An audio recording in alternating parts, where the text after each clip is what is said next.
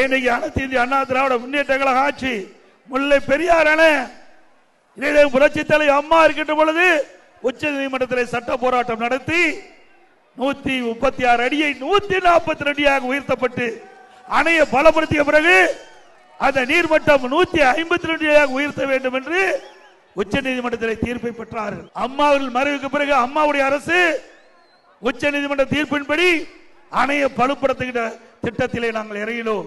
136 142 அடி அணை தேக்கப்பட்டது. தண்ணீர் முல்லை பெரியார் அணையிலே. அதுக்கு பிறகு அணையை பலப்படுத்த வேண்டும்.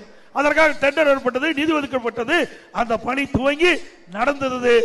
ஆனால் கேரள அரசாங்கம் கட்டுமான பொருட்கள் கொண்டு வருவதற்கு அனுமதிக்கல. அதனால அந்த பணி அப்படியே தடைபட்டது. அதோட அணையின் இரு கரைகளில் மரம் இருக்கின்றது. அந்த மரத்தை வெட்ட வேண்டும். வெட்ட போகின்ற பொழுது அதிகாரிகள் மீது வழக்கு போட்டு விட்டார். இப்படி எல்லாம் பிரச்சனை நடந்தது.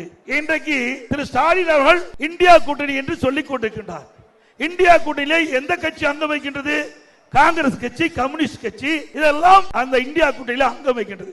இந்த காலகட்டத்திலாவது மக்களுடைய கோரிக்கை ஏற்று முல்லை பெரியார் பிரச்சனை பல ஆண்டுகளாக நடந்து கொண்டிருக்கிறது.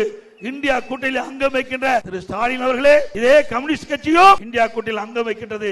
அவரோடு பேசி ஒரு இணக்கமான உறவை ஏற்படுத்தி நம்முடைய மக்களுடைய நீண்ட நாள் கோரிக்கை 152 அடி நீர்மட்டத்தை உயர்த்துவதற்குண்டான நடவடிக்கை மேற்கொள்ளுங்க.